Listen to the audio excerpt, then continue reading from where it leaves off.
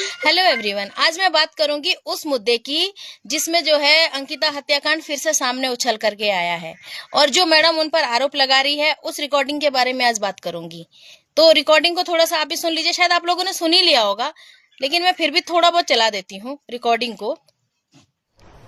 अंकिता हत्याकांड में भी तो उसका नाम आ रहा था। वो कौन वीआईपी था उस दिन हरिद्वार ठहरा हुआ था?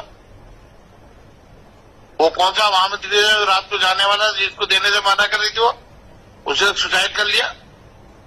तो अब आपने ये रिकॉर्डिंग सुनी, एक हस्बैंड वाइफ की बात होती है, दोनों का आपस में झगड़ा हो रहा है और उसमें वो इसी महिला को, जो महिला आरोप लगा रही है कि मैं बहुत बड़ा खुलासा कर रही हूँ, उसको कहते कि तेरा वो भाई गट्टू वो भी तो वहां जाने वाला था। अंकिता भंडारी ने आत्महत्या कर ली। आत्महत्या, आप सुनिएगा ठीक से, आत्महत्या की बात कर रहे हैं ये, जबकि अंकिता भंडारी की हत्या हुई थी और जिन लोगों ने वो हत्या की थी उनको सजा मिल चुकी है। अब ये कर रहे हैं आत्महत्या की बात।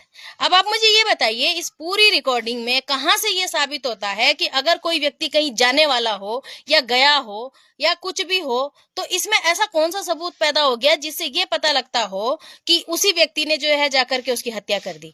पहली बात तो मैं मैडम को ये बता दूं कि किसी पर भी किसी की हत्या का आरोप लगाना एक बहुत बड़ी बात होती है और अगर ये सही होती ना तो ये कोर्ट जाती है, वहां पे गवाही देती, सरकारी गवाह बनती, लेकिन इसने ऐसा नहीं किया।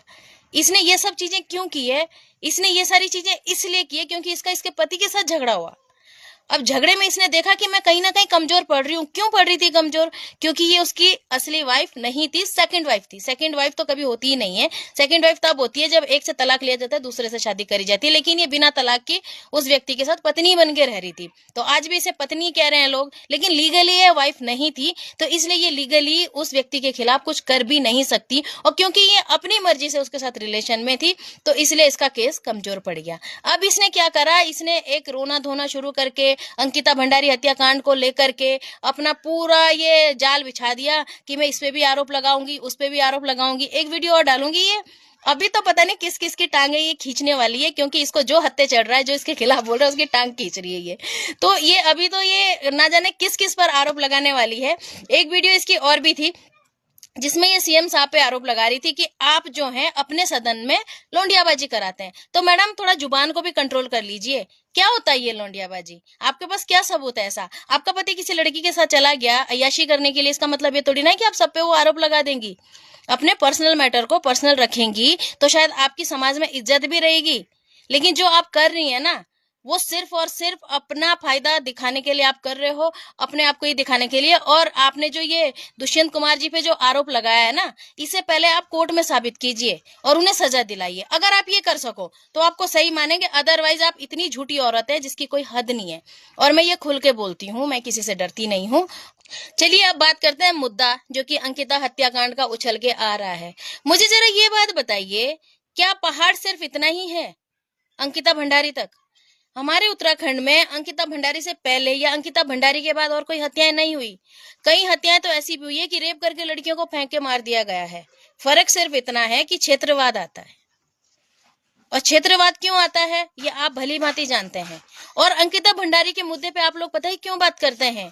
क्योंकि उसमें आप लोगों को राजनीतिक फायदा मिलता है। क्यों? क्योंकि उसमें राजनीतिक इशू आपको उछालने में बड़ा मजा आता है। इस पे आरोप लगा दिया, उस पे आरोप लगा दिया, तो साबित भी करो ना भाई। मैं तो चैलेंज कर रही हूँ आप लोगों को कि साबित करो, सजा दिलाओ, उसके बाद कहो कि देखा जी हमने तो सही कहा था। बातें कहने से कुछ नहीं होता है कि आपने किसी को भी उठा के एक जरा सी रिकॉर्डिंग को दे करके आप इस रिकॉर्डिंग को कोर्ट में जरा सबूत के तौर पे किसी समय पेश कीजिएगा।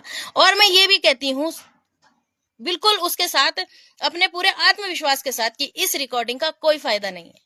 क्यों? क्योंकि इस रिकॉर्डिंग में ऐसा कहीं से साबित नहीं होता है कि कौन किसको मारने जा रहा है, किसने किसको मारा है। इनका ये आपसी झगड़ा है और ये उससे जो भी जिनकी भी ये बात करें उनसे ये टच में थी, इनके हस्बैंड को चिढ़ लगती थी, तो इस वजह से इन्होंने उनका नाम लेकर के, जो है जिसका भी नाम लिया है, उनका नाम लेकर के उन्हें बदनाम करने की कोशिश की गई है। और अब इसकी अपने पति के साथ नहीं बन रही है तो ये बातों को उछाल रही है कि मेरे पति को सब पता था, मेरे पति को। तो तुम्हें भी तो पता था। सबसे पहले तो तुमको जेल में डालना चाहिए क्योंकि तुम तो छुपा के रखी हो।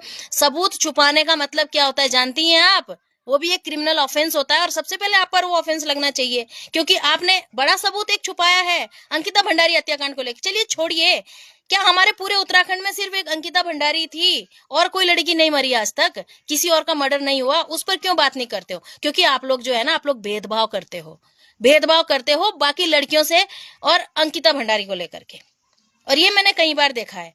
अरे आप फाइलें उठा के देख लीजिए कोर्ट की, कितने लड़कियों के साथ अन्याय हुआ और कितने मर्डर हुए हैं, कितनों को रेप करके मार दिया गया है। कभी आप लोगों के मुंह में नाम तक नहीं आता। अरे लड़कियां छोड़िए, लड़कों के भी मर्डर होते हैं, लेकिन आप लोग कभी मुद्दा नहीं उछालते हो। बस सिर्फ एक जिसमें सजा भी हो चुकी है, उसमें फिर से हमने अपना राजनीतिक षड्यंत्र रच के जो है सामने आना है, सुर्खियों में आना है और अपने आप को जज, वकील सब कुछ हमें खुद ही बनना है। चलिए ठीक है, आज की वीडियो में सिर्फ इतना ही है। ये किसी और पे भी आरोप लगा रही है, उस पर भी मैं बात करूंगी। Thank you.